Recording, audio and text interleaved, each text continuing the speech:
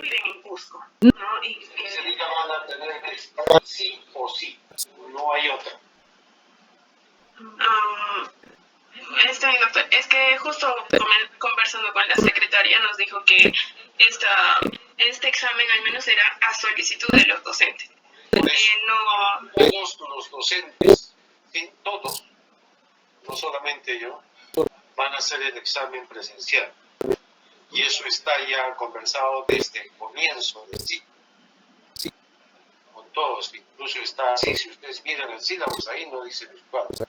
Es un sílabus prácticamente como era antes, ¿no? No hay nada que yo le he puesto ahí en los exámenes virtuales. Es que me parece... Ha habido entonces un error de comunicación porque entre los docentes me parece que sí, todos nos dicen que lo han conversado, pero a los alumnos nos han puesto en la matrícula, al matricularnos nosotros decía no presencial, en todas las asignaturas. Presencial.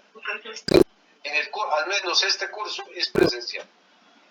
No hay forma, no hay otra. ¿Okay?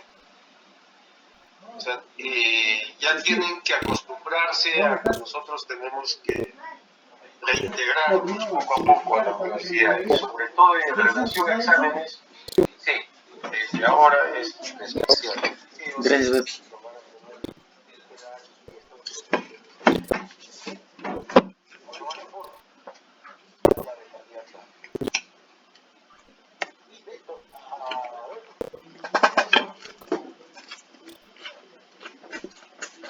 Ya, doctor, buenas tardes, compañeros. Vamos a empezar con lo que es la segunda parte de reanimación neonatal.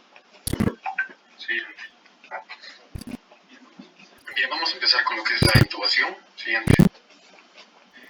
Y antes vamos a recordar el algoritmo que hemos trabajado en la clase pasada para enlazarlo con esto. Lo primero que tenemos que hacer cuando nace el bebito es las 3 preguntas: si es a término, si tiene buen tono y si respira. Si no es así, pasamos a pasos iniciales: calor, secado, estimulación de respiración, aspiración también y reacomodación de la vía aérea. En caso de que no tenga respuesta este apneico o el bebito tenga gasping, una frecuencia menor a 100, pues vamos a proceder a una ventilación de presión positiva. En caso de que en 15 segundos no se eleve el tórax o no se vea respuesta del bebito, pasamos a los pasos correctivos con el Mr. Sopa. Y en caso de que no hubiera respuesta 30 segundos después y la frecuencia cardíaca sea menos de 60, tenemos que tomar en cuenta la intubación, el masaje cardíaco y también continuar con la ventilación. Bien.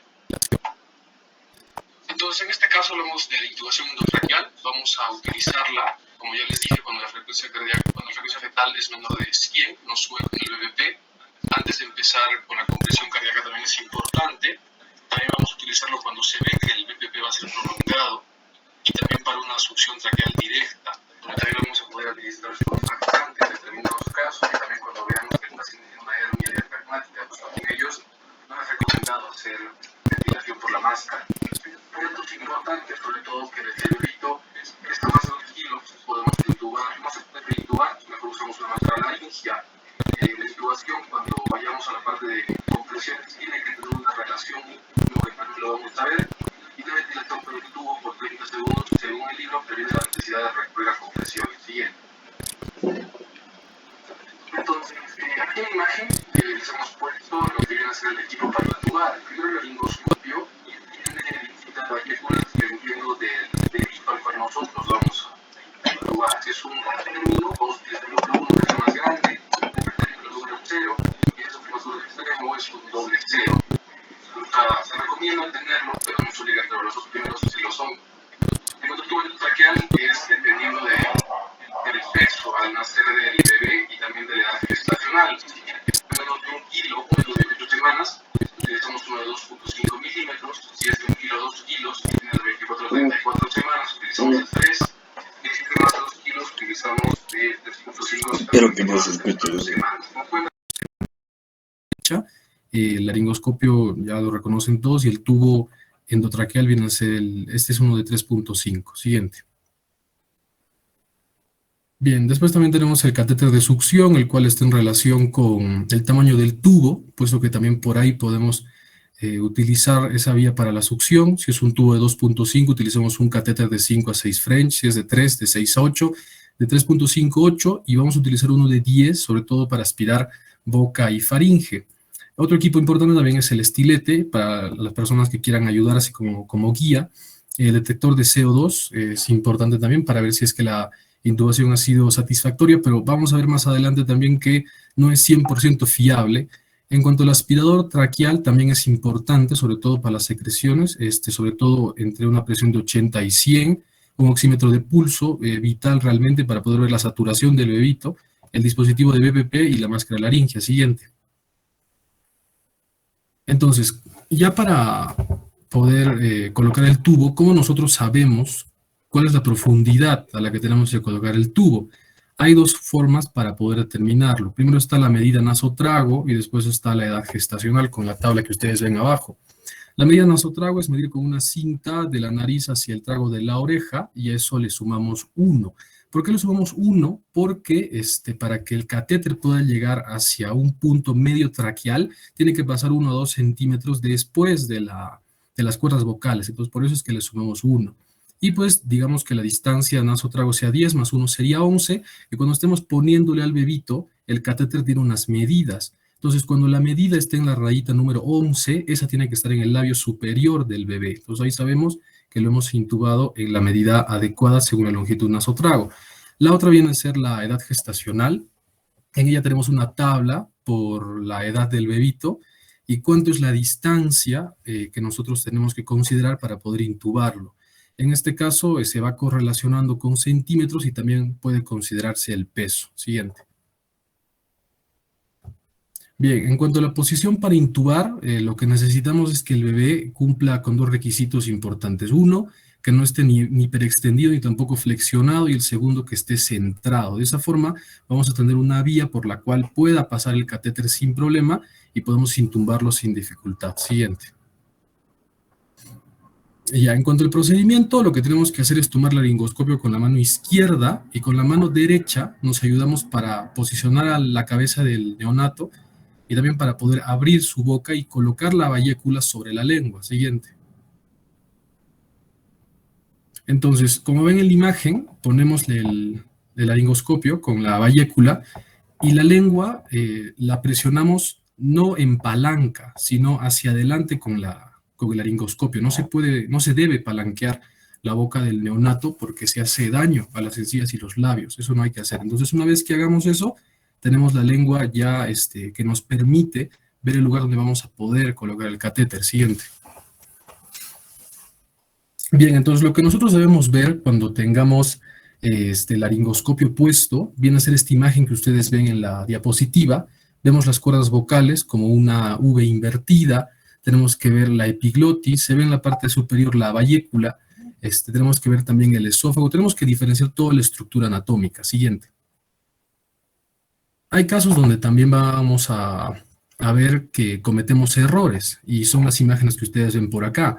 Por ejemplo, si nosotros hemos puesto muy superficialmente el laringoscopio, lo que vamos a ver es la base de la lengua, como está en la primera imagen. Y si lo ponemos de manera muy profunda, vamos a ver el esófago, como está en la segunda imagen. Entonces, eso nos indica que estamos en un error y que podemos corregirlo, como sugieren los gráficos del lado derecho. Por ejemplo, si estamos muy fuera, podemos poner un poco más dentro el laringoscopio, y ahí si vemos las cuerdas vocales, intubamos. Si estamos muy dentro, retiramos un poco y de esa forma podemos ir viendo dónde están las cuerdas vocales. Y también como dato importante es que si hay una obstrucción en boca y faringe por un exceso de secreciones, deberíamos aspirar con un catéter de 10 French antes y después recién proceder a intubar. Siguiente.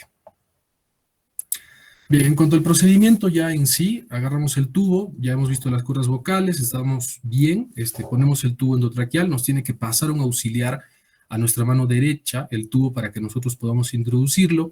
Tenemos que ver las cuerdas vocales abiertas. Si es que están cerradas, esperamos 30 segundos. Si es que no se abren después de esos 30 segundos, reanudamos ventilación y después hacemos un segundo intento para poder poner el catéter. No podemos presionar ni tampoco forzar las cuerdas vocales con el catéter si es que está cerrado. Después, una vez que ya hemos puesto el catéter, tenemos que fijarlo y sostenerlo momentáneamente con nuestra mano derecha hacia el paladar superior del bebito, para que no se mueva, porque recordemos que el bebé se va a mover, entonces hay riesgo de que se salga el catéter y no queremos eso.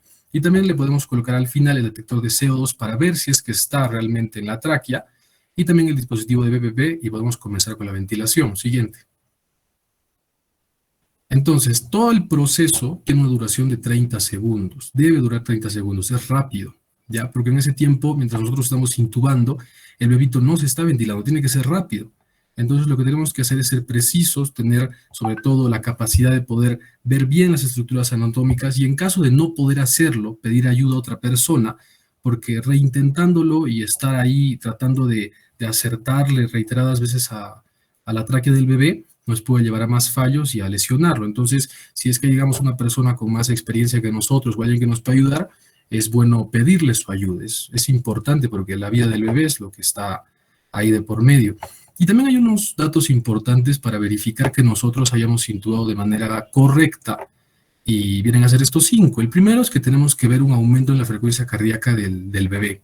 El segundo, que cambie el color del detector de CO2, pero en la siguiente diapositiva les voy a contar algunas cosas que hacen dudar de la efectividad de este método de verificación. El tercero, que el pecho del bebé tenga un movimiento simétrico, que ambas partes se puedan levantar, no solo una, sino eso nos estaría sugiriendo que solo un bronquio se está ventilando. Después, que tengamos sonido respiratorio a la auscultación en ambos extremos axilares y que el estómago nos insufle. Siguiente.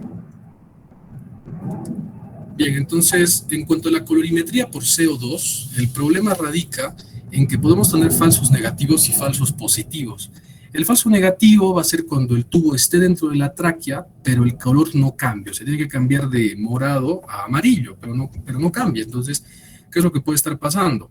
Puede ser que tenemos una presión de ventilación inadecuada, podemos tener un pulmón colapsado, podemos tener neumotórax bilateral, podemos tener una frecuencia cardíaca baja, podemos tener una obstrucción dentro del mismo tubo, que sería el más frecuente por secreción, y también podemos tener falsos positivos, o sea, de que sí cambia de color, pero que no esté en la tráquea. Por ejemplo, que el dispositivo esté defectuoso, o que haya tenido contacto con epinefrina, surfactante o atropina, o también contaminación con secreción gástrica. Un dato importante que también nos sugiere el libro es que en caso de que nosotros veamos de que el tubo no esté en la tráquea, debemos retirarlo, reanudar ventilación a presión positiva y después recién hacer otro intento. Siguiente. Bien, para asegurar el tubo, una vez que ya lo tenemos ahí en el labio superior del bebito, lo que tenemos que hacer es con una cinta, hacer como una especie de pantalón, en el cual la parte superior va sobre el labio y la otra parte envuelve el catéter para que éste esté fijado y no se mueva. Siguiente. Y para verificar de manera complementaria de que tiene una correcta posición el catéter, podemos utilizar los rayos X para ver si es que está en la posición central o si es que se ha ido hacia algún bronquio principal. Por ejemplo, vemos en la primera imagen que efectivamente está en la parte central, que ambos pulmones son oscuros, tienen aire, entonces el bebito sí se está ventilando. En cambio, en la placa del lado derecho, vemos que solo un pulmón está siendo ventilado, el otro pulmón está colapsado, eso porque el catéter se ha ido hacia el bronquio principal derecho. Hay que tener cuidado con eso. Siguiente. Bien, en cuanto a consideraciones, todo este proceso que les acabo de explicar, hay que hacerlo siempre en equipo. Es muy difícil hacerlo solo, hay que tratarlo de hacer entre 3 personas por lo menos, para que uno pueda estar con el laringoscopio, otro pueda pasarle lo que es el catéter, otro puede estar viendo lo que es la cinta, otro pueda ver lo que ya es la presión y también la ventilación que se va a hacer a posterior con el catéter. Otro aspecto importante es que si no podemos utilizar el catéter de succión, podemos utilizar un aspirador traqueal a una presión de 80 a 100. Después de utilizar el aspirador traqueal, reanudamos lo que es la ventilación a presión positiva, o podemos insertar una máscara laringea o también reintubar al paciente. Aparte, tener todos los materiales listos desde antes de que nazca el bebito. Y también después de la intubación hay que considerar de que pueden haber imprevistos, como por ejemplo el tubo se puede desplazar, se puede obstruir, puede haber neumotórax o puede fallar también el equipo. Siguiente. Y este es un video en el cual más gráficamente vamos a poder ver todo el proceso, porque es un proceso bastante dinámico donde participan todo un equipo, entonces es importante también delegar funciones, roles, tener todo listo para el nacimiento del bebé. Entonces, en este video, es un video de la Sociedad Americana de Cardiología. Lo primero que vamos a ver es la preparación de de los equipos. Ahí está todo el laringoscopio, estetoscopio que necesitamos, el catéter, con la medida adecuada, la cinta para poder ver la longitud del catéter que vamos a necesitar. También ahí están las tablas que les he mostrado en las diapositivas, donde está el peso, la edad gestacional, la longitud, también está la guía, todas las herramientas están ahí que vamos a utilizar en este proceso. Adelántalo un poco, por favor.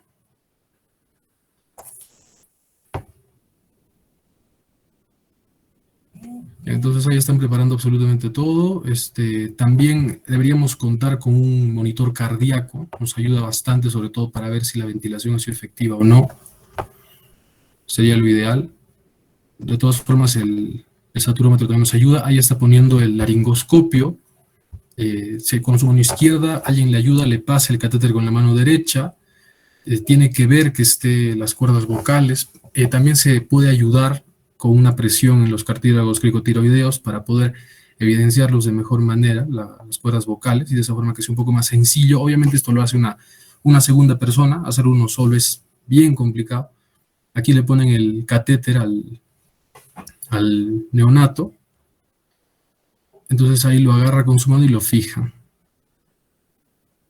Y ahí ya le están poniendo el detector y lo están conectando también, para poderle dar la ventilación. Lo sostiene, comprueba con el estetoscopio que en el tórax se puede escuchar en ambos extremos axilares que haya la ventilación. Tiene que ver el tórax que pueda elevarse. Está dando la validación. Adelántalo un poquito, por favor.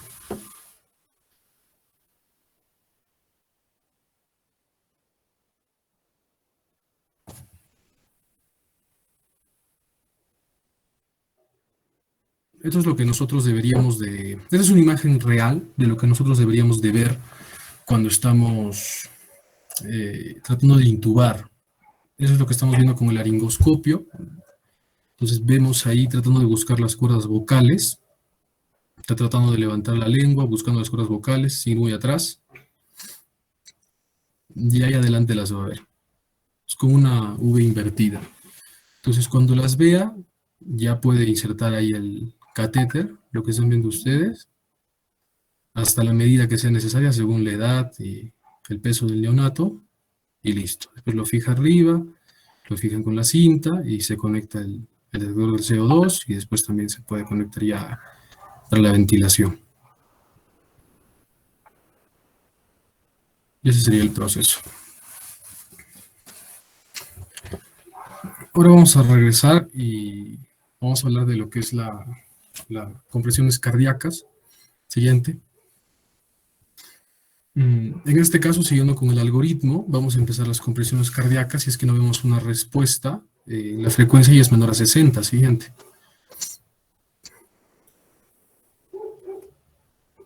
Entonces, como les dije, la frecuencia cardíaca es menor de 60 latidos por minuto después de 30 segundos de una ventilación a presión positiva eficaz. Cuando se dice que es un BPP eficaz, es un BPP que ya ha sido corregido, donde los pasos son los adecuados, sin embargo la frecuencia cardíaca no mejora. Entonces, lo que tenemos que hacer aquí, antes de empezar las contracciones, es que el bebito, en lo posible, puede estar ventilado de manera adecuada. Tenemos que ver el movimiento torácico, es algo importante, y sobre todo contar con un monitor cardíaco, si se puede. Siguiente. Bien, en cuanto a las disposiciones del personal, lo que vamos a hacer es que, esto es un equipo también, aquí vamos a trabajar 2 a más personas. La persona que va a hacer las compresiones, de preferencia, debe situarse en la cabeza del bebé, puesto que los laterales tienen que estar libres por si el bebé va a requerir un catéter por la vena umbilical. ¿Ya? Entonces, de preferencia que esté en la cabecita del neonato. Siguiente. Entonces, ¿dónde vamos a poner los dedos para las compresiones? Vamos a tomar 2 puntos de referencia. El primero es en el tercio inferior del esternón. Entonces, en el tercio inferior ponemos los pulgares y realizamos las compresiones. O también podemos ubicarnos en una línea que se traza entre las 2 areolas del pezón del neonato y bajo esa línea hacemos las compresiones con los pulgares. No hay que comprimir en la apófisis sifoides ni tampoco de manera más superior, tiene que ser en esa región. Siguiente. Entonces, ¿cuál es la técnica? Lo que tenemos a considerar es que necesitamos una profundidad adecuada y un ritmo adecuado. Entonces, en cuanto a la profundidad, viene a ser 1/3 del diámetro anteroposterior del tórax del neonato, y en cuanto al ritmo, son 90 compresiones más 30 ventilaciones por minuto, no por, claro, por minuto, lo cual nos da 3 compresiones más una ventilación cada 2 segundos. Entonces, ese ritmo es algo que tenemos que mantener constante y comunicarlo en voz alta. O sea, la persona que está haciendo las compresiones tiene que decir lo que está haciendo, tiene que decir 1, 2, 3, para que la otra persona que le está ayudando ayude a ventilar al bebito. Tiene que ser una comunicación en voz alta para que todo el equipo escuche y para que vean en qué momento necesita la ventilación el bebé. Siguiente. Entonces, en cuanto a la concentración de oxígeno, al empezar necesitamos un FiO2 al 100%, y si la frecuencia sube más de 60, ajustamos el FiO según lo que corresponda por el tiempo. Y aquí está la tabla de la saturación del tiempo que nosotros tenemos, y vamos ajustando según eso a lo que requiere el bebé si es que ya pasó los 60 latidos por minuto. ¿Y cuándo nosotros nos vamos a detener de hacer la compresión? Si es que la frecuencia es más de 60 después de 1 minuto de compresiones, y si nosotros nos detenemos, lo que tenemos que hacer a continuación es retomar la ventilación a presión positiva a una frecuencia de 40-60, y también ajustar el FiO2 acorde a la tabla por el tiempo. Siguiente. Y en un escenario en el cual nos responda, ¿qué es lo que tenemos que hacer?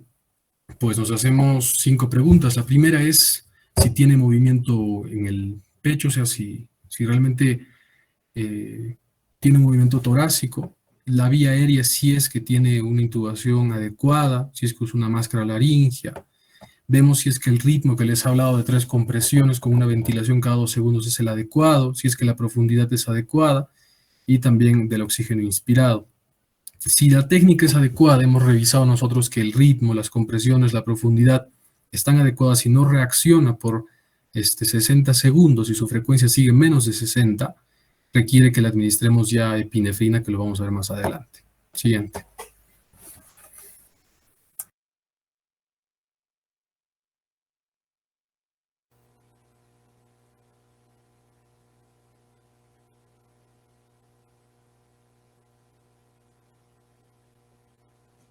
Bueno, continuando con lo que va a ser la medicación, como dijo mi compañero, esto se va a realizar cuando no funcione lo que es la ventilación positiva y junto con las compresiones torácicas.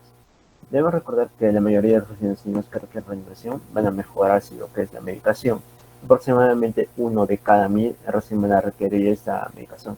Esto va a ser debido a que el flujo de la sangre hacia las arterias coronarias disminuye severamente, lo que hace que no pueda controlarse de manera muy efectiva el corazón, por lo cual debe recibir la epinefrina para mejorar la perfusión de esas arterias coronarias y así también el suministro de oxígeno. Ahora, lo que hace la epinefrina es un estimulante cardíaco y vascular, produce una constricción de los vasos sanguíneos fuera del corazón, así también aumenta lo que es la frecuencia cardíaca y aumenta la fuerza de contracción de estas cavidades. Ahora, esto se indica principalmente cuando la frecuencia cardíaca es menor de 60. Después de al menos 30 segundos de ventilación de presión positiva que infla los pulmones, que se muestra el movimiento del tórax, y otros 60 segundos de compresiones torácicas coordinadas con ventilación de presión positiva utilizando el 100% del oxígeno. Esta viene a una concentración de 0,1 miligramos sobre mililitro o 0,1 miligramos sobre 10 mililitros. En cuanto a la vía de administración, vamos a tener 2 casos, que puede ser la intravenosa, también por vía umbilical, también interosa y a la vez la vía endotraqueal.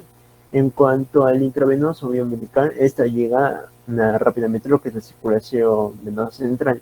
En cambio, la vía endotraqueal es un poco más rápida en cuanto a su acción, pero su absorción va a ser poco confiable y menos efectiva, por lo cual es más recomendada la dosis umbilical.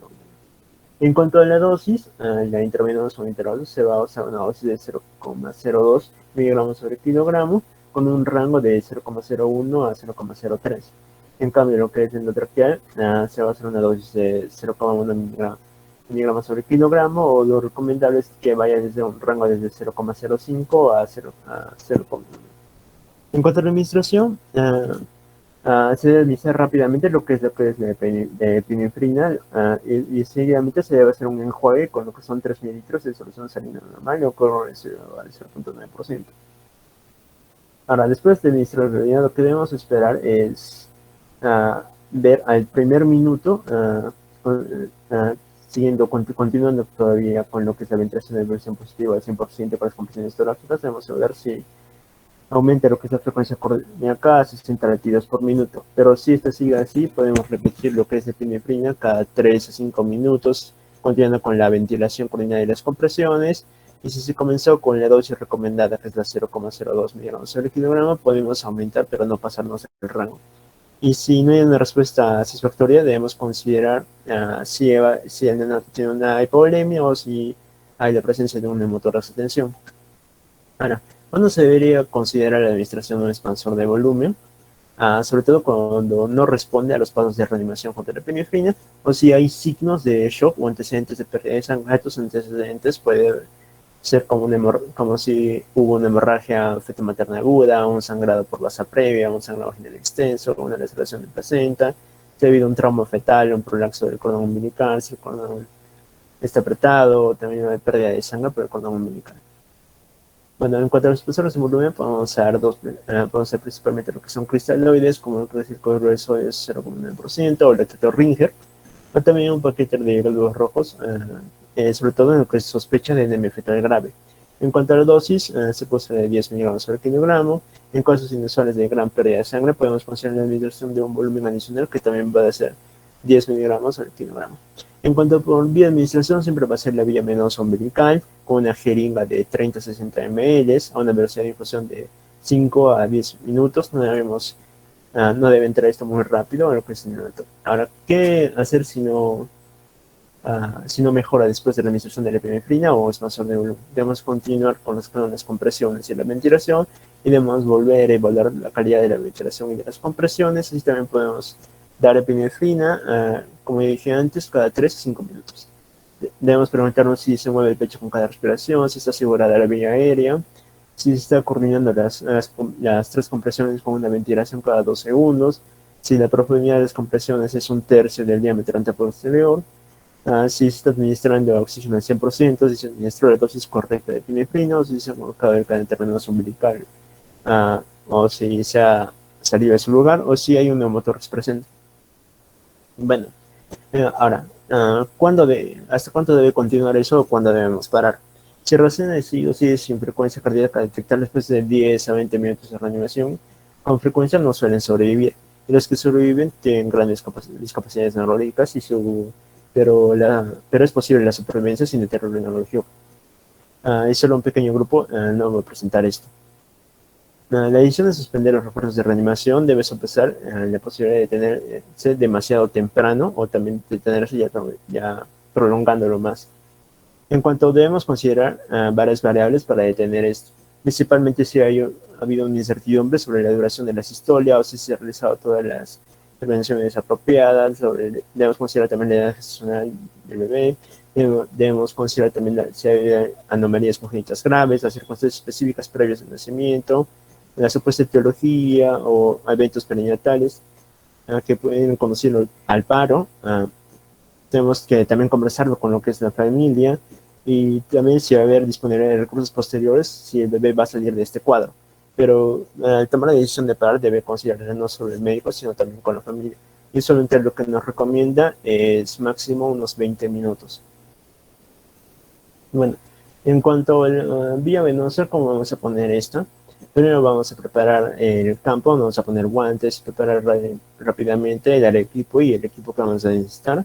Y con el catéter umbilical de nuestra luz, utilizando una jeringa de 30 ml, vamos a poner este cloruro de sodio sobre el catéter umbilical de tal forma que lo llene todo para que no entre aire por este al momento que estemos insertando el bebé. También vamos a limpiar rápidamente lo que es el cordón umbilical con una solución antiséptica, y vamos a colocar un lazo en lo que es la base de este cordón umbilical, como pueden ver acá. Después se detiene brevemente las compresiones torácicas y se corta el cordón umbilical con un bisturí a 1 o 2 centímetros, por lo que es encima de la piel. Posteriormente debemos ubicar lo que es la lo que es la vena umbilical, y de ahí vamos a insertar el catéter aproximadamente unos 2 a 4 centímetros hasta que haga flujo de sangre, y vamos a ver cuando aspiremos un poco y veamos que sale un poco de sangre.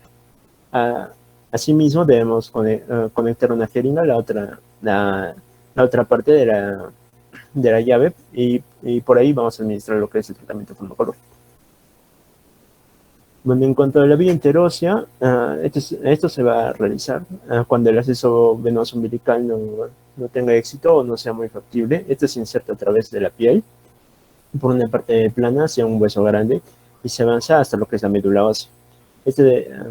Este también alcanza rápidamente lo que es la circulación venosa central y tiene el mismo efecto hemodinámico que la administración intravenosa. Por esto también es recomendable junto a la umbilical. En cuanto a la inyección de la aguja interósea, tenemos que identificar primeramente el sitio de inserción.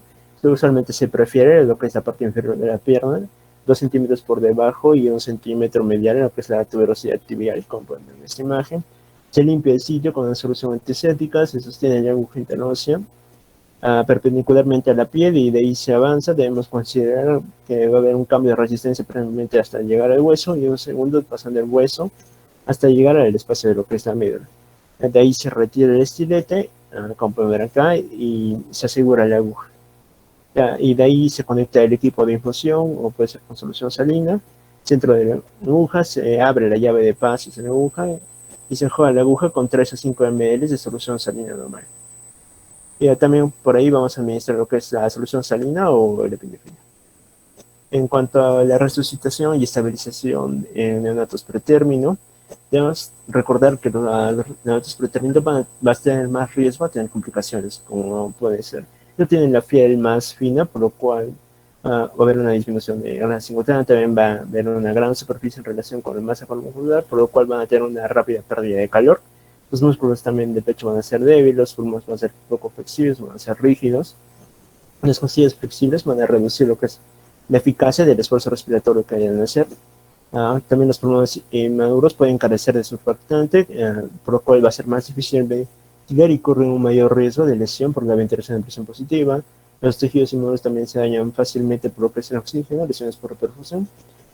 También hay riesgo de infecciones del líquido amniótico y de placenta, como con el meningitis, que puede iniciar el trabajo de parto prematuro, o un sistema inmunitario del bebé aumenta el riesgo de desarrollar infecciones graves, como puede ser una neumonía, una sepsis, una meningitis. También estos van a tener un volumen de sangre más pequeño, que aumenta el riesgo de hipovolemia por pérdida de sangre. También los vasos sanguíneos van a ser más maduros, sobre todo del cerebro, lo cual rápidos cambios en lo que es el flujo, también la concentración de CO2 van a hacer que se rompan. También las reservas metabólicas limitadas y los mecanismos compensatorios inmaduros aumentan el riesgo de una hipoglucemia después del nacimiento, como lo vamos a ver un poco más adelante.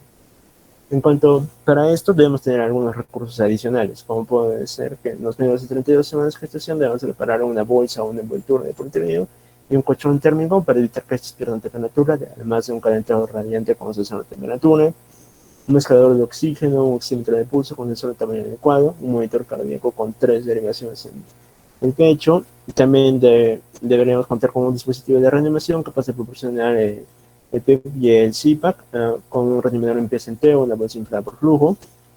Además debemos preparar una máscara de reanimación del tamaño prematuro, un ojo de resolución también de este tamaño, como hemos visto, el tamaño 00, los tubos endotraqueales adecuados de 3 a 2.5 milímetros. También tenemos que considerar tener el surfactante disponible, sobre todo cuando el bebé tenga menos de 30 semanas de gestación, y un incubador de transporte precalentada con oxígeno combinado y un oximetría de pulso. En cuanto al mantenimiento de temperatura, como hemos visto, tienen alto riesgo de desarrollar hipotermia, sobre todo cuando tienen una temperatura corporal menor de 3.5 centímetros, y debido a que también pueden tener complicaciones por estrés por el frío. En cuanto a la temperatura de habitación para hacer todo este proceso de reanimación, lo recomendable es de ser de 23 a 25 grados centígrados. Debemos precalentar el calentador radiante mucho antes del parto, y después del parto debemos colocar rápidamente un gorro en la cabeza del neonato bebé. Debemos mantener la temperatura axilar del bebé entre 36 a 37,5 grados. En neonatos menores de 32 semanas debemos utilizar, como dije antes, el colchón térmico como fuente adicional de calor a una temperatura adicional de 28 grados centígrados. Debemos envolver al bebé en una bolsa o un envoltorio de plástico y es importante mantener este recién nacido completamente cubierto ante la errar, formación y estabilización. Y si requiere la inserción del catéter umbilical, debemos hacer un corte pequeño del orificio del plástico y de ahí nomás retirar lo que es el cordón umbilical. También debemos colocar un sensor de temperatura para controlar esto. En cuanto a la ventilación, los prematuros, como ya sabemos, tienen pulmones inmaduros, lo cual puede dificultar nuestra ventilación y puede ser más susceptibles a lesiones por la ventilación, por presión positiva. Si está respirando espontáneamente, si tiene una frecuencia cardíaca menor de 100, pero tiene respiraciones dificultosas, también la saturación de oxígeno está por debajo del objetivo, debemos administrar lo que es el CPAP. Si requiere ventilación por presión positiva, debemos utilizar el insuflado más bajo de 20 a 25 metros de mercurio, y también mantener una frecuencia cardíaca superior a la que 100. Si va a requerir lo que es la ventilación de presión positiva, es preferible utilizar un dispositivo que puede proporcionar la presión positiva al final de la expiración. Con 5 centímetros de agua, debemos considerar también la administración de surfactantes si esta lo necesita. Ahora, en cuanto a la oxigenación, como sabemos, tiene mayor riesgo de sufrir lesiones por reperfusión de los tejidos fetales. Y por eso debemos iniciar una reanimación con 20 a 30 por ciento de oxígeno y usar un oxímetro de pulso y un mezclador de oxígeno para mantener lo que es la saturación. Y como sabemos, debemos recordar que en este tablo vamos a ver la saturación que debe tener el bebé al minuto, continuando con lo que es la reanimación. En cuanto a disminuir las posibilidades de lesión neurológica, como ya sabemos, los neonatos tienen una red frágil de capilares, que cual no sean propensos a romperse, ya sea por drenaje venoso, por los cambios rápidos de CO2 o por la presión arterial o el volumen sanguíneo. Debemos manejar al neonato con delicadeza, no colocar las piernas del bebé por encima de la cabeza, o sea, en posición de Trendelenburg. Debemos evitar una alta presión cuando usemos la ventilación de presión positiva o el CPAP. Debemos siempre usar un oxímetro de pulso y gases arteriales para monitorear toda la ventilación. Y no debemos influir rápidamente los líquidos intravenosos, siempre con el intervalo de 5 a 10 minutos. En cuanto a precauciones especiales, siempre debemos controlar la temperatura, el control de la glucosa, y si esto está bajo, si está indicado la infusión de dextrosa, debemos detectar apnea bradicardia. Se puede manifestar como son anomalías de la temperatura corporal o de la oxigenación, los niveles de CO2, electrolitos. La glucosa de sangre también debemos ver, y los niveles de ácido, que son propensos a tener una acidosis metabólica.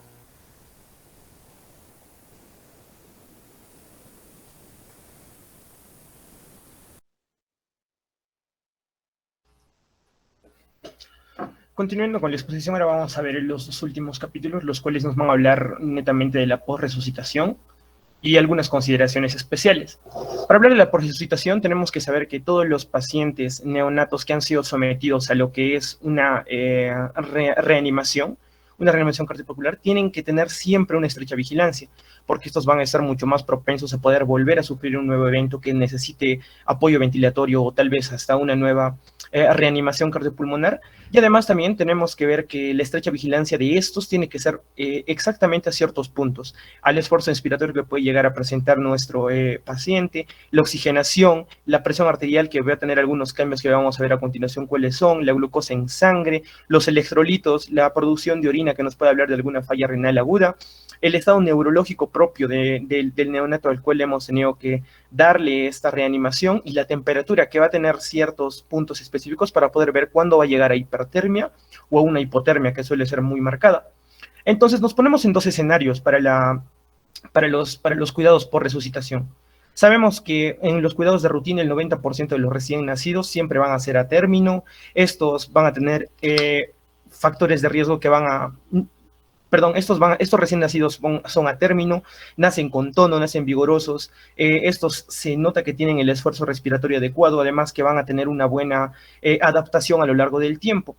Aquí se tiene que realizar una observación continua. No quiere decir que estos neonatos, por más que hayan nacido de una forma óptima, tenemos que dejarlos así. La observación comienza desde que tenemos que priorizar el contacto piel a piel con la madre para poder generar el vínculo y tener que quedar con ellos, y así también admitirlos en un área de observación para poder ver si es que estos posteriormente necesiten algún otro cuidado o algunos otros servicios adicionales. Pero, ¿qué es lo que pasa con los cuidados posteriores después de una reanimación al momento de tener a nuestro neonato?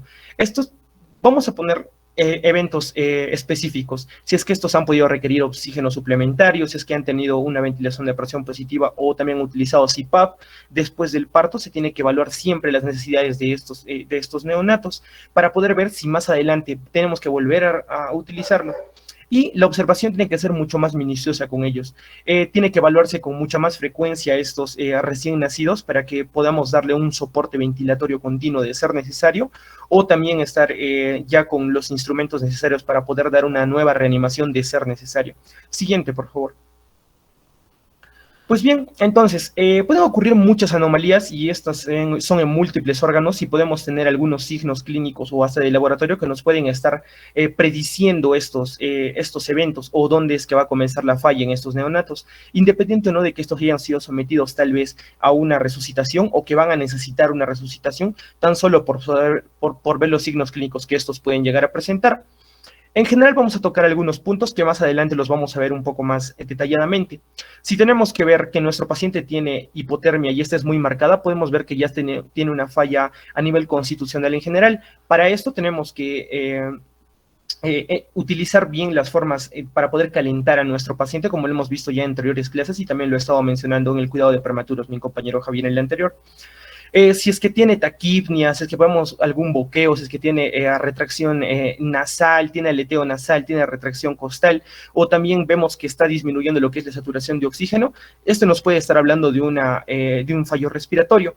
Igualmente, si vemos hipotensión, una taquicardia muy marcada, además también de una acidosis metabólica, eso nos puede hablar de un compromiso cardiovascular. La acidosis metabólica suele ser muy común en los pacientes neonatos que han sido sometidos a un RCP y vamos a ver más adelante cómo es que esto se puede tratar. Si es que tiene falla metabólica o endocrina, aquí vamos a ver también lo que es la acidosis metabólica por parte de esta, la hipoglicemia que suele ser muy marcada también en estos pacientes por el propio estrés que han sido sometidos anteriormente. Si es que tiene falla gastrointestinal, que tiene que ver mucho en relación con lo que es tolerancia a la comida. Si es que está reteniendo líquidos o no está... O tampoco está teniendo producción de orina, esto puede ser un fallo agudo renal, o si tan solo puede llegar a tener apnea, pérdida del tono o hasta alguna convulsión, vamos a ver que ya es un fallo neurológico. Y si es que vemos también cambios a nivel de lo que es la coloración propiamente de esta, o hasta también lo que puede ser una hipotensión, ya puede ser hasta una anemia que puede ser hacia el factor hematológico. Siguiente, por favor. Entonces, ¿qué condiciones médicas pueden ocurrir en los bebés que van a requerir una reanimación? Primero vamos a ver que los bebés que han sido sometidos a una reanimación van a estar propensos a tener una inestabilidad de temperatura. Estos bebés, después de la RCP, vamos a ver que los de hipotermia van a ser un alto riesgo y muy elevada mortalidad en lo que son en prematuros. Habíamos visto anteriormente que Javier había mencionado que los prematuros tienen mayor riesgo a hacer una hipotermia. Pero ¿cuándo es que se van a presentar la hipertermia? Existen algunos eventos que son propios de este. Vamos a ver que cuando la madre ha tenido un episodio de fiebre por algún tipo de infección o ha tenido coriamnionitis, el bebé puede hacer un proceso de hipertermia después de la resucitación o al momento del parto también. Y si el bebé tiene una infección o si el calentador radiante que utilizamos no está usado de forma correcta, este va a aumentar excesivamente la temperatura de nuestro neonato y este no lo va a poder regular de forma adecuada. Entonces, es por eso que se va a producir esta hipertermia. Tenemos que ver que a comparación de la hipotermia y la hipertermia, esta última, la hipertermia, está asociada con peores resultados y tiene que ser la que se tiene que evitar en mayor medida, ya que la hipotermia puede ser controlada rápidamente con lo que son los calentadores radiantes o también pudiendo aplicar lo que es propiamente calor en nuestro paciente. La neumonía y otros problemas respiratorios también suele ser una condición médica que puede ser... que puede requerir lo que es reanimación. La propia necesidad de la resucitación temprana y que nuestro paciente tenga lo que es una neumonía como una infección perinatal o un evento de aspiración propio va a hacer que pueda requerir lo que es una reanimación. Vemos en la imagen en la A lo que es un pulmón de un neonato sometido a rayos X, que está totalmente normal, que ambos campos pulmonares pueden ser vistos y que pasa normalmente el aire. Pero a diferencia del B, donde podemos encontrar una neumonía, es que podemos considerarlo hasta como un pequeño patrón miliar, aunque este no es el término, ya que el patrón alveolar que se va a ver a nivel de los neonatos va a ser extendido a nivel de todo el pulmón por el poco tamaño que estos van a tener. Además también que puede haber también ciertos puntos que van a ser propiamente como signos de condensación, que vamos a encontrar que eso nos va a hablar de lo que es neumonía propia en los neonatos. Siguiente, por favor. Tenemos que ver también que si ocurre un deterioro respiratorio agudo durante o después de la reanimación, tenemos que considerar la posibilidad de que el bebé pueda llegar a tener un neumotórax. Aquí podemos ver a la imagen lo que es un neumotórax, que está haciendo ya una compresión por lo que es el pulmón derecho, con lo cual es por eso que no ha podido mejorar durante la reanimación, y lo vamos a ver un poco más adelante. Otro punto importante a tratar es la hipertensión pulmonar.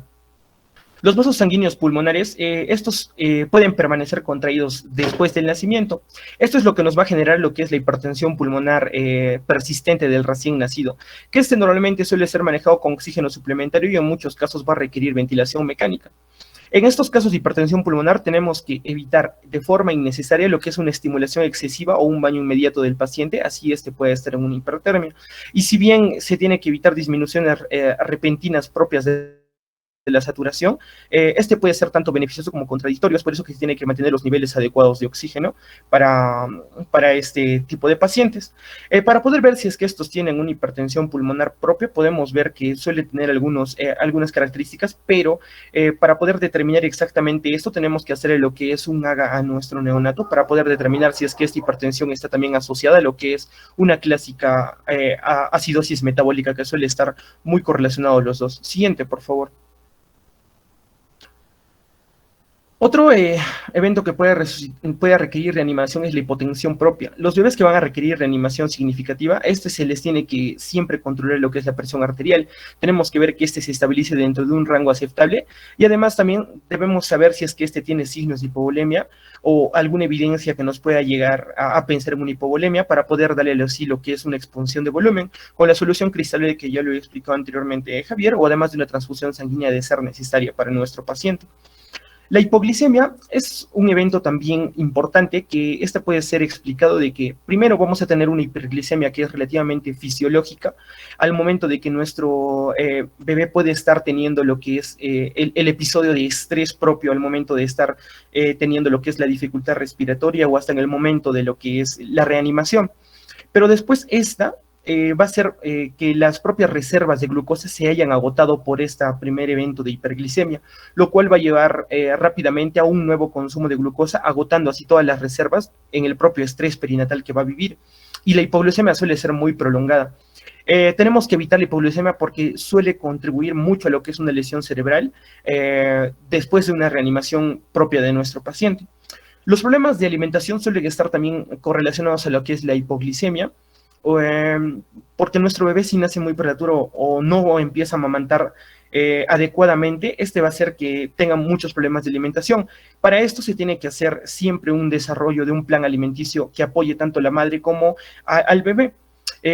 Tratar de conseguir lo que es extracción de leche de la madre y así almacenarla para poder administrar cuanto antes y cuando se pueda al recién nacido. Y si hablamos de una falla renal, vamos a ver que la necrosis tubular aguda es la forma clásica de presentación de una insuficiencia renal transitoria en el neonato, en el recién nacido. Esta puede ocurrir inmediatamente después de la reanimación o también unos momentos después. Esta genera una retención de líquidos que puede ser hasta presentada como un hidrospetalis, si es que esta falla suele ser muy marcada, además también de anomalías electrolíticas significativas que suelen estar acompañadas, como ya he estado hablando, de la acidosis metabólica. Inicialmente estos bebés tienen muy poca producción de orina y van a requerir hasta muchas veces restricción de líquidos al momento de encontrarlos con un edema generalizado fetal. Siguiente, por favor.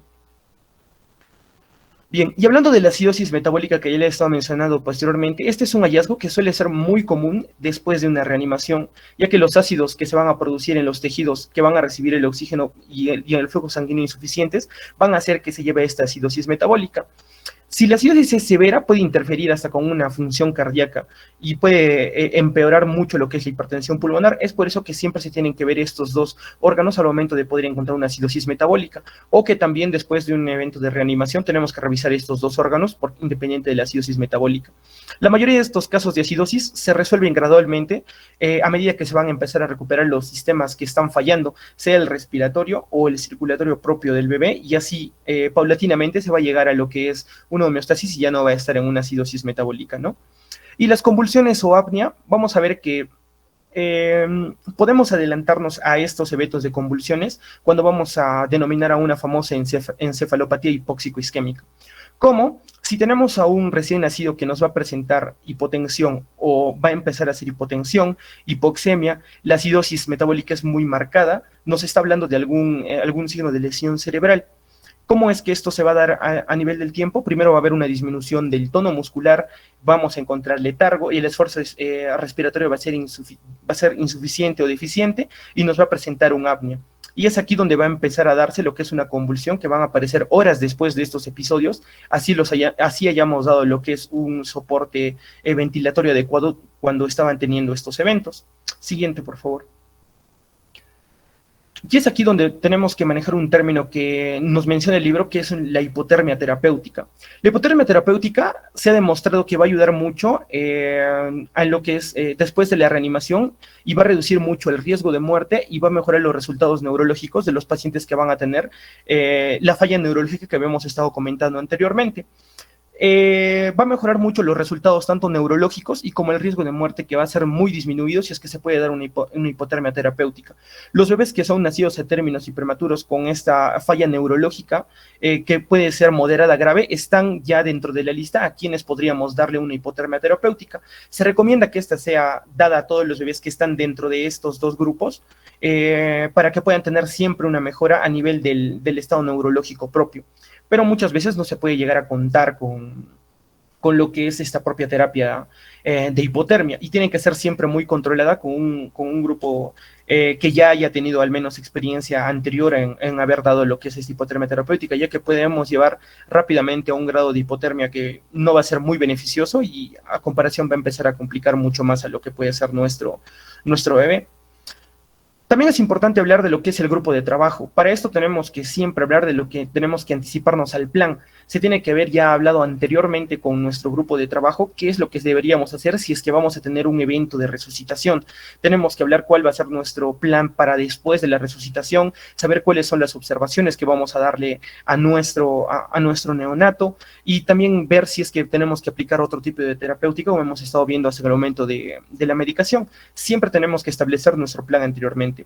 También tenemos que tener nuestro equipo disponible totalmente por si tenemos que volver a hacer un nuevo evento de reanimación, o tenemos que también anticiparnos a como ya lo hemos estado viendo. Además también que tenemos que delegar tareas. Esto lo hemos visto y ya lo han estado mencionando, que tenemos que siempre al menos ser 2 a 3 personas para que pueda hacer una adecuada reanimación. En muchos casos no se va a poder, pero siempre es lo recomendado y tenemos que empezar a delegar tareas para que cada uno sepa qué es lo que tiene que hacer en ese momento. Y la comunicación tiene que ser siempre efectiva al momento de estar realizando lo que es la propia resucitación, o también después de esta resucitación, hablar qué es lo que está presentando el paciente, qué es lo que va a presentar o puede llegar a presentar, en qué es lo que está fallando, y la observación tiene que ser siempre notada y comunicada hacia los doctores y entre este propio grupo. Siguiente, por favor. Después vamos a hablar de lo que son las consideraciones especiales. Para las consideraciones especiales volvemos a tener lo que es nuestro algoritmo de resucitación neonatal. Aquí tenemos que ver que puede ocurrir estas consideraciones en cualquiera de los puntos que hemos visto hasta ahora, pero principalmente los que son anatómicos o fallos propiamente al momento del nacimiento y son congénitos se van a dar durante durante la primera etapa que debemos hacer nuestro algoritmo de RCP neonatal, ¿no? Siguiente, por favor. Entonces, vamos a hablar a modo de resumir todo este capítulo de las consideraciones especiales propias que vamos a tener.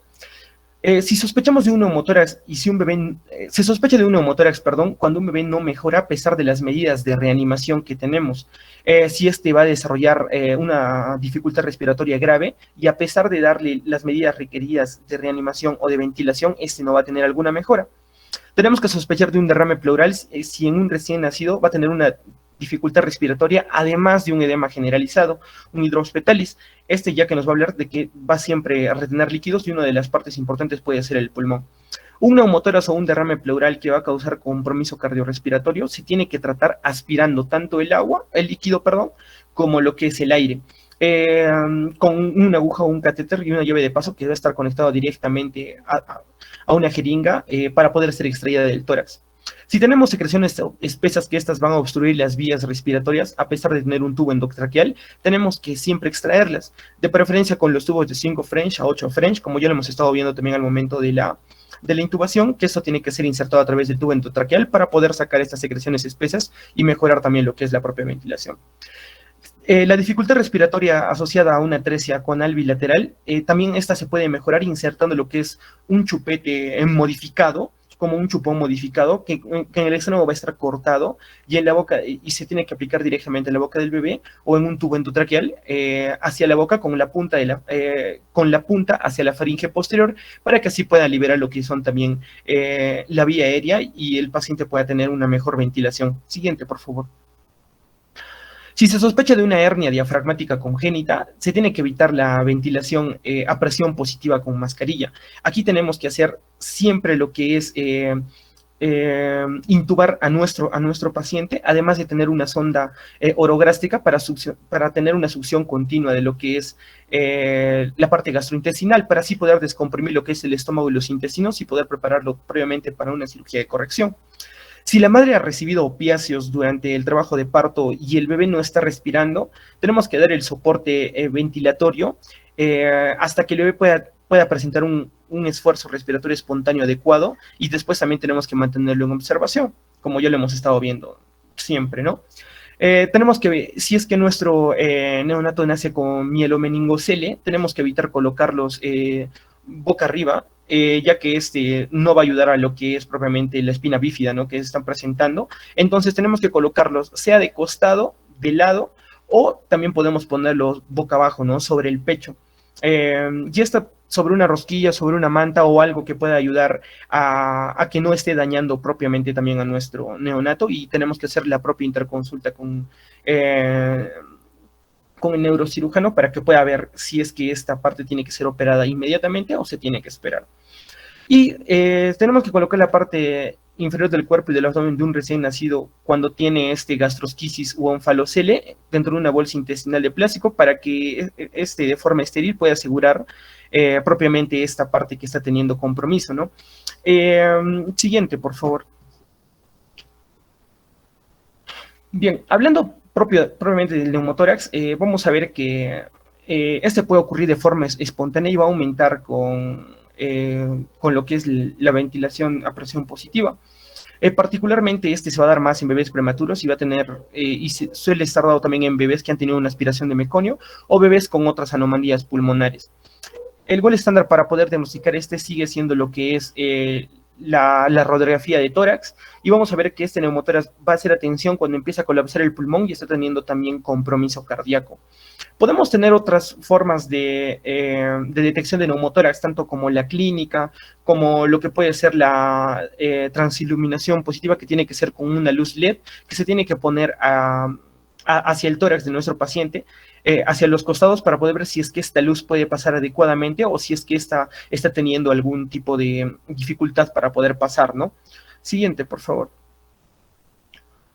Si tenemos signos de fusión pleural, ya hemos visto que tiene que ser en casos de que nuestro paciente esté teniendo compromiso respiratorio, además de un edema generalizado. Esto nos va a hablar de que puede tener una eflusión pleural o un derrame pleural propio, que puede ser bilateral o en algunos casos hasta en un solo lado. Pero ¿cómo se va a evacuar el neumotórax y el derrame pleural? Para un neumotórax, el sitio de aspiración es el cuarto espacio intercostal en la línea axilar anterior, o el segundo espacio intercostal en la línea medio clavicular, mientras que para el derrame pleural el sitio de aspiración es el quinto o sexto espacio intercostal, y va a ser a lo largo de la línea axilar posterior. ¿Por qué uno es más arriba y el otro es más abajo? Por simple física. El aire en el neumotórax se va a ir más para arriba, y es por eso que está siempre hacia lo que es un poco más elevado, mientras que el líquido o el propio derrame va a ir para abajo, y es por eso que está en el quinto o sexto espacio intercostal a lo largo de la línea axilar posterior, como podemos estar viendo en la imagen. Siguiente, por favor. Y si es que vamos a encontrar lo que son las obstrucciones anatómicas, vamos a ver que podemos encontrar aquí el síndrome de Robin, que este está caracterizado porque va a tener una mandíbula normalmente pequeña, va a tener una micrognatia, además también que la lengua por esta pequeña mandíbula va a estar forzada a estar tapando lo que es la faringe posterior. ¿Qué es lo que podemos hacer aquí? Podemos poner un tubo endocretal que puede ser insertado a nivel de las fosas nasales, que este va a ir directamente hacia lo que es la orofaringe para poder tener una mejor ventilación adecuada de nuestro paciente. Siguiente, por favor. Y si es que este va a tener una hernia diafragmática congénita, vamos a ver que este tiene que ser sí o sí estabilizado, tenemos que intubarlo para poder darle nuestro soporte ventilatorio, y además también tenemos que poner la sonda orogástrica para poder empezar a sacar lo que es el líquido, perdón, el aire, y estar succionando lo que es el propio tubo gastrointestinal. Y para otras consideraciones que podemos ver es que, como ya lo hemos estado mencionando, si es que el recién nacido está expuesto a opioides o anestésicos, tenemos que manejar bien la vía aérea y tenemos que darle un soporte ventilatorio hasta que pueda tener lo que es un esfuerzo ventilatorio adecuado para él, y tenemos que mantenerlo siempre en lo que es una observación. Si es que esto no mejora, podemos estar pensando en que ya puede ser una anomalía estructural propia del cerebro, que ha podido haber un daño a nivel de los centros respiratorios, o también puede ser un trastorno neuromuscular y no solo puede estar asociado a lo que es a los opioides. Y como yo también ya lo había mencionado, para la mielomeningocele tenemos que evitar ponerlo siempre de espaldas y siempre manejarlo de pecho o de costado, que sería lo más adecuado. Y para lo que es la gastrosquisis o el onfalonceles, siempre tenemos que tener lo que son los monitores cardíacos colocados sobre el pecho, no en contacto nunca con la parte que esté expuesta, ¿no?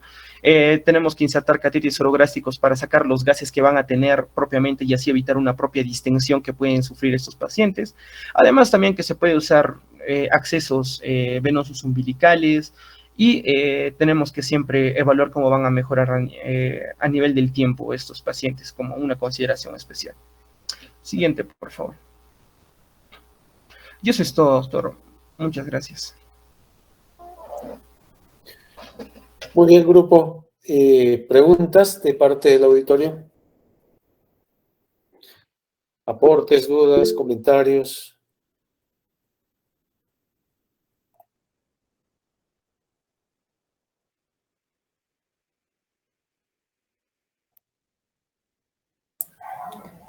Doctor, tengo una consulta. Tengo una pregunta. Dime, Andrea. ¿Se debe administrar el carbonato de sodio de forma rutinaria a los bebés con acidosis metabólica?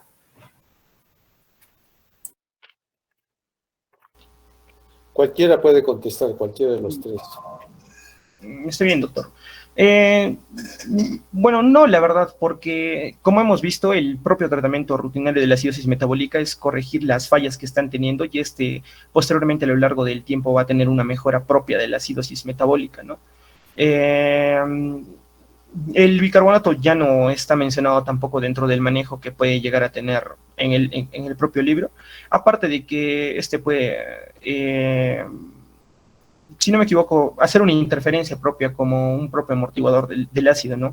Haciendo que se exhale mucho más rápido lo que es el CO2, y como se va a exhalar mucho más rápido, puede empeorar la propia acidosis, o se puede llevar hasta un extremo, que es una alcalosis respiratoria, ¿no? No, el bicarbonato ya no se usa, ¿no? ¿Cómo mejoramos una acidosis? Con la ventilación, ¿sí? Con la ventilación, si hay una buena ventilación y un buen intercambio de gases, con eso mejora la acidosis metabólica. Bicarbonato es muy peligroso porque incluso puede inducir a hemorragias, ¿no?, cerebrales. Entonces, ya es algo que hemos dejado hace muchos años. ¿Alguna otra intervención? Doctor, buenas tardes. Tengo una consulta. Valerie, dime. Doctor, si administramos epinefrina endotraqueal, ¿qué otros cuidados debemos tener? En sí, debemos primeramente tener que, como ya como ella dice antes, no es muy eficaz simplemente esa absorción, por lo cual el libro nos recomienda que continuemos inmediatamente lo que está en de presión positiva, porque va a permitir que se distribuya de mejor forma hacia los pulmones. Tienen que tener mucho cuidado en las dosis, ¿no? Diferencien bien lo que es dosis por vía endotraqueal, lo que es dosis por vía endovenosa. La epinefrina no es algo que utilizamos solamente al momento del nacimiento, ¿no? Sino lo podemos utilizar en cualquier momento del proceso de reanimación en un niño que ya está en estado general malo en UCI, sea por asfixia, sea por shock hipovolémico, sea por shock séptico o otro tipo de shock, en los cuales utilicemos adrenalina igual, ¿no? Endotraqueal, ya saben, es de 0,5 a 1 mililitro por kilo, de la misma dilución de 1 en 10.000, ¿no? Y por endovenoso es de 0,1 a 3. Por ahí a veces han calculado y le quieren poner endovenoso el 0,5 por kilo, y eso sería mucho para darle endovenoso. Lo que sí es importante, que el niño tiene que estar en posición indiferente para que la adrenalina distribuye simétricamente en los dos pulmones e inmediatamente, como dice Javier, hay que hacer ventilación a presión positiva. Esto ayuda a la distribución del medicamento en ambos campos pulmonares por igual para que se absorba, ¿no? ¿Algo más? Doctor, buenas tardes. Una consulta. Por ejemplo, hablaban, doctor, sobre la administración de la epinefrina por lo que es la vía umbilical o por la vía intravenosa. En caso que esta de repente no podamos contar con ambas vías, ¿es posible usar lo que es la vía periférica? A ver, ¿quién contesta? Leonidas. Ya, doctor, en caso de no poder contar con la vía umbilical, se puede contar con la vía interósea. Entonces nosotros podemos agarrar y poner el catéter. Normalmente se usa el catéter en la tibia, a 2 centímetros inferiores de la tuberosidad tibial y 2 centímetros mediales a ella en la parte plana. Entonces ahí perforamos, ponemos el catéter y por ahí podemos dar la epinefrina. La pregunta creo que Araceli era si podías utilizar por vía periférica.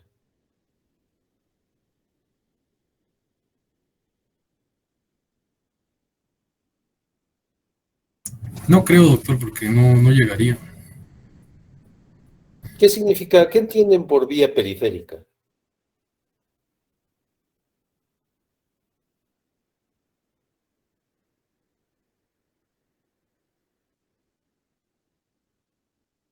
De acuerdo a lo que he revisado. Doctor, ¿se refiere a una vía venosa periférica? Claro. En ese caso no estaría indicado porque la adrenalina se quedaría en los tejidos. Como la frecuencia cardíaca está baja, no llegaría bien a la circulación sistémica. No, pero estamos hablando de vía venosa periférica. No hablamos de una vía intramuscular, que en ese caso tendría razón. Pero si ustedes tendrían una vía periférica, me refiero a una vena, y podrían ponerle la adrenalina, la pregunta es, ¿podrían utilizar esta vía?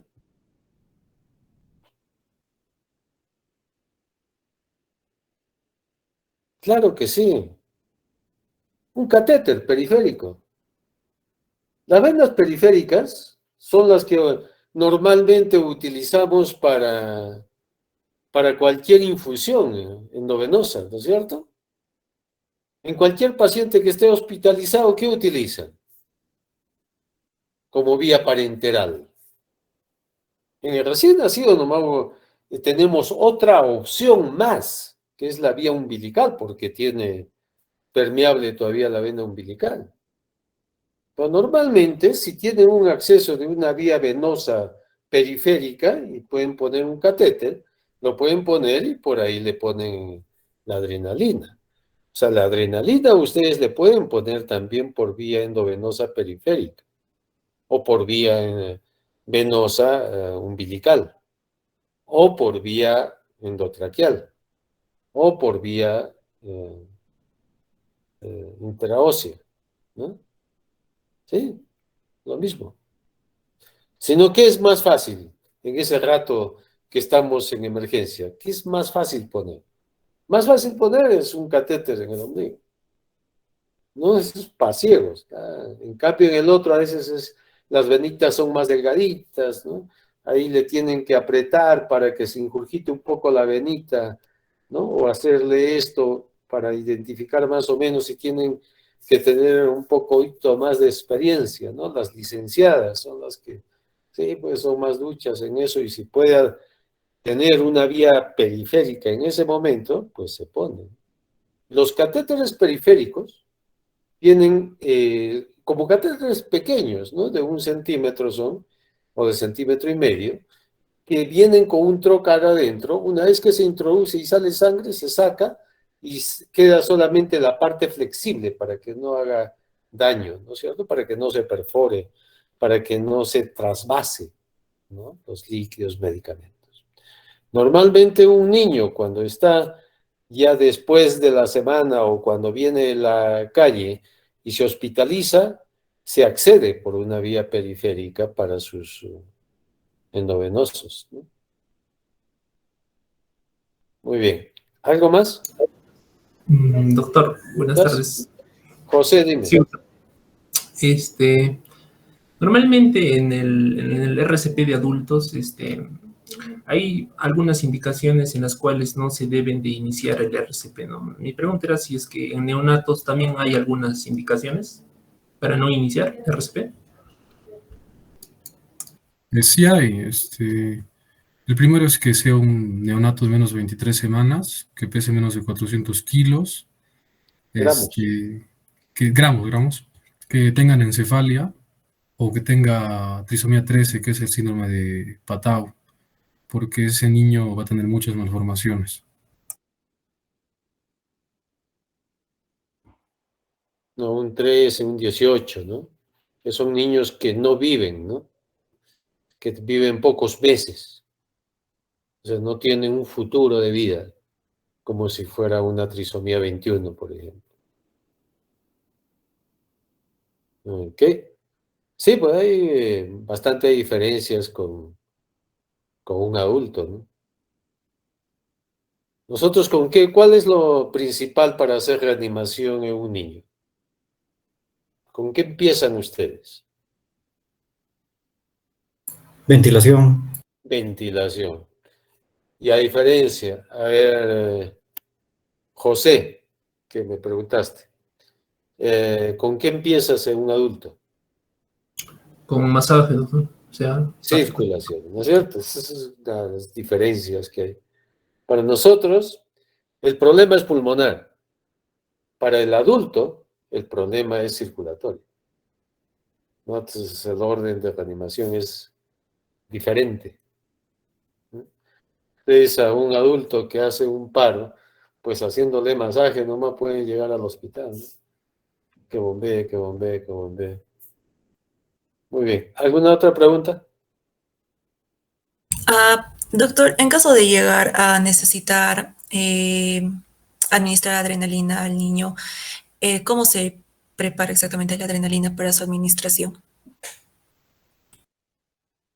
Ya, mira, la adrenalina viene en la ampolla, 1 miligramo por 1 ml. Ahí está 1 en 1000. Lo que nosotros necesitamos es 0,1, 0,3. Entonces, tenemos que diluirlo. Lo que hacemos es sacar lo que viene en la ampolla con una jeringa de 10 cc y ese mililitro lo juntamos con 9 de solución salina. Ahí ya tendríamos una concentración de 1 en 10.000. Entonces, a partir de esa concentración, ya nosotros agarramos y calculamos lo que necesita el bebito conforme a su peso y lo que debemos ponerle. Multiplicamos y sacamos. Y lo que necesitemos, podemos extraerlo por una aguja de tuberculina, nos podemos ayudar con una llave de triple vía y sacamos en la aguja, vamos midiendo y eso podemos administrarle al bebé.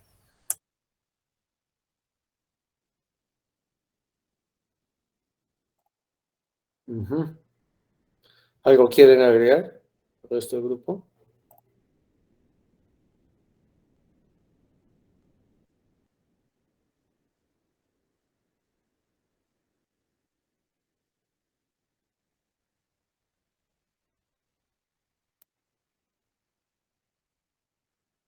¿Ah?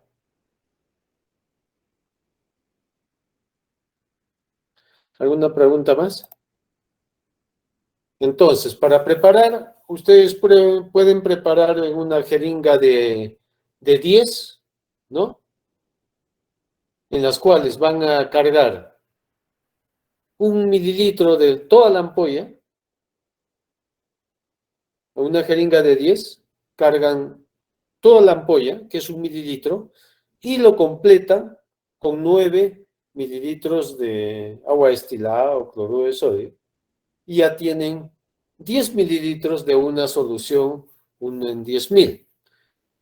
Lo que viene en la ampolla es 1 en 1000. Ya les expliqué que era 1 en 1000. 1 gramo en 1000 mililitros, o sea, 1 gramo en 1 litro. ¿Sí? 1 gramo.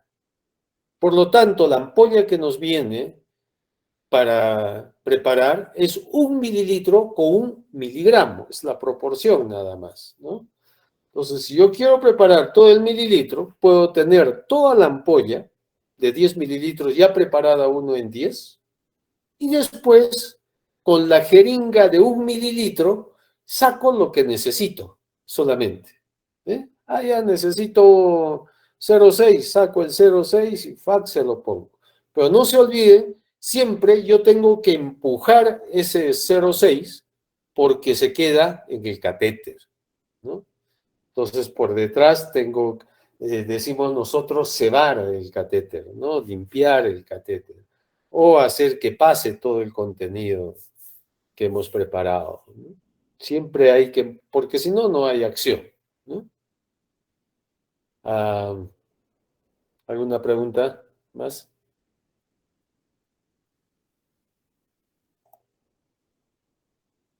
¿Podrían hacer ustedes un drenaje torácico?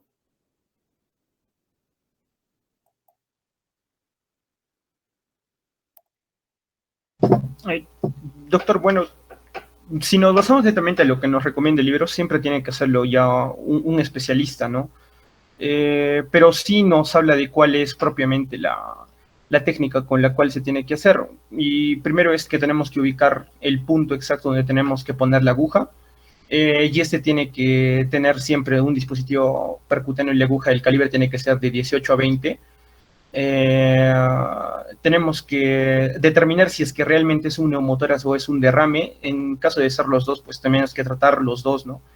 Y tenemos que siempre poner en superior a la costilla para poder dañar lo que son vena, arterio, nervio. Y se tiene que evacuar siempre de forma,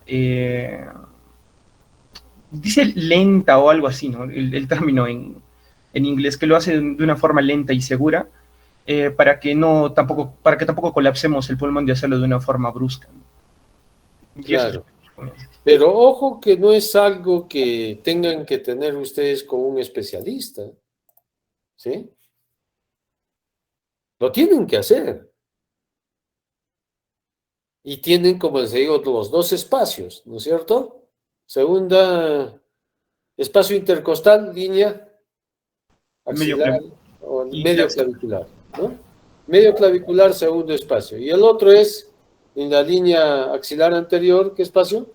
Quinto a sexto espacio intercostal. Ajá, quinto espacio intercostal.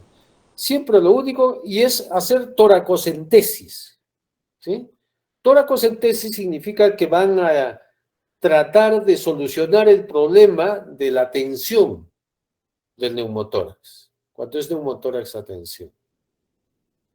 Pero eso nos salva la vida, porque por más que ustedes van a seguir ventilando, pues el bebé no va a responder, se les va a morir. Entonces, si ustedes identifican a un niño en las cuales esté de repente con un tórax, la mitad del hemitórax, que esté abombado, que no pase el burbullo vesicular, que los latidos cardíacos estén desplazados, ¿no? Y que no mejora con las maniobras de reanimación, sospechen que sea un neumotórax. Entonces, pueden hacer toracocentesis, que es diferente a decir drenaje torácico, que es hacer un cortecito y dejar un tubo, ¿sí? Y pueden hacer ustedes esto, punzan en forma oblicua, siempre tener en cuenta que lo tienen que hacer por encima de la costilla, ¿no es cierto? Porque ya saben anatómicamente que por debajo de la costilla pasa el paquete vasculonervioso y eso no le quieren dañar. Entonces, se desplazan por encima de la costilla y tratan de introducir hasta que adquieran aire. O igual en el otro espacio. Entonces, tienen dos sitios. Segunda, espacio intercostal, línea medio clavicular, o quinto espacio intercostal, línea axilar anterior. ¿Mm? En niños el drenaje es eso. ¿Por qué? Porque el aire siempre está adelante. Cuando el niño está echado, el aire se va adelante. Cuando el niño está sentado, el aire se va al costado. ¿Ok? En cambio, es diferente si yo quiero drenar un derrame, ¿no? Que eso no se da en neonatos, pero ya es más atrás, ¿no? Para hacer drenaje de un derrame pleural, por ejemplo. Muy bien. ¿Alguna otra pregunta?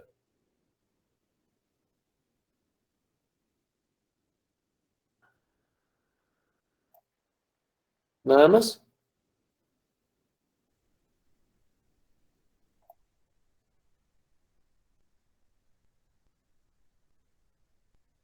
La velocidad siempre de administración es rápido en adrenalina, ¿no? En el caso de que ustedes sospechen hipovolemia, en niños pálidos, con un pulso filiforme, con antecedentes por ahí de sangrado, el volumen sí ahí es en unos 5 a 10 minutos, ¿no?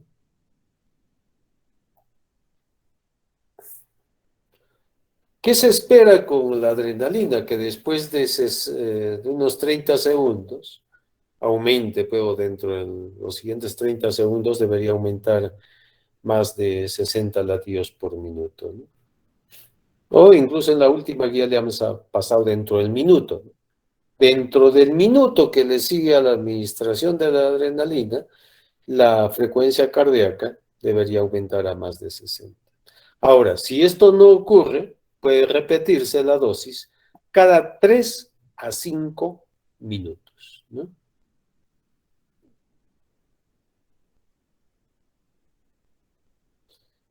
¿Alguna pregunta, duda más?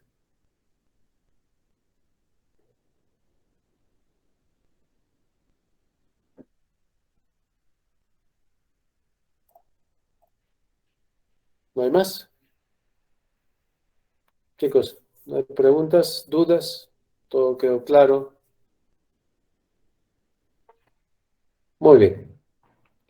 Bueno, entonces eso es todo. Nos vemos con todos entonces el día martes, que haremos acá un pequeño, como para concluir cómo es lo que vamos a trabajar con un niño que esté con una depresión severa, ¿no? Al nacer. Eso sobre todo en la parte práctica, ¿no? Que es lo que más nos interesa, ¿no? Tener la competencia, tener el conocimiento práctico para poder actuar adecuadamente. No quiero esto que traten de memorizar, porque eso no funciona en medicina. Tenemos que estar pensando en acción siempre, en qué hacer, qué es lo que hago, ¿no? ¿Cómo ayudo? ¿Qué es lo que hago? Así que en eso vamos a trabajar. Igual en las prácticas, ¿no? Traten de hacerlo de esa manera. ¿Cómo lo hago? ¿Cómo hacer las cosas? No solamente saber cómo se hace, sino cómo hacer las cosas. Muy bien, chicos, si no hay ninguna otra pregunta, entonces nos vemos el día martes. Para el grupo mío de mañana, es a las 8 de la mañana para el segundo grupo de mi grupo de prácticas.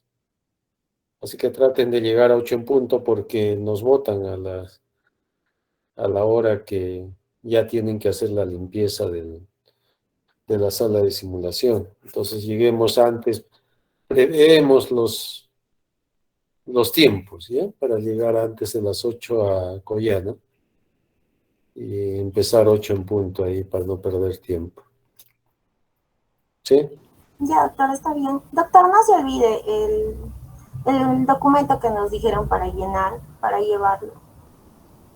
¿Cuál documento? Tenemos que llevar un formato. Nos pasó Ale en formato Word y los alumnos y el docente tenemos que llevarlo llenado. Ah, el que he llenado hoy día. Sí, doctor, es diario, dice. Ah, no, pero no me han pasado con Word, ¿eh? El formato, ¿o lo tienes, Alessandra? Sí, lo tengo aquí en el WhatsApp, doctor. ¿Qué le Entonces, envío? pásalo a todos, ¿sí? Pásalos a todos para que todos lo tengan y que llenen ese Está bien, formato para entrar. Y yo supongo que es una sola vez, porque la situación no va a cambiar de hoy día para mañana, en mi caso al menos. Bueno, aunque no me pidieron, ¿no? Muy bien, entonces distribúyelo y todos que llenen la hoja y con la hoja llenada que esté. Para mañana no hay problema, he visto que ya está el documento con los nombres y todo. ¿Ok? Y para el sábado mañana van a poner para la segunda ronda del sábado y del martes siguiente en la mañana, ¿no? Listo. Ok. Gracias con todos. Buenas tardes. Buenas tardes, doctor. Gracias. Gracias. Buenas tardes, doctor. Gracias. Hasta el martes, doctor. Gracias. Chao. Gracias, doctor.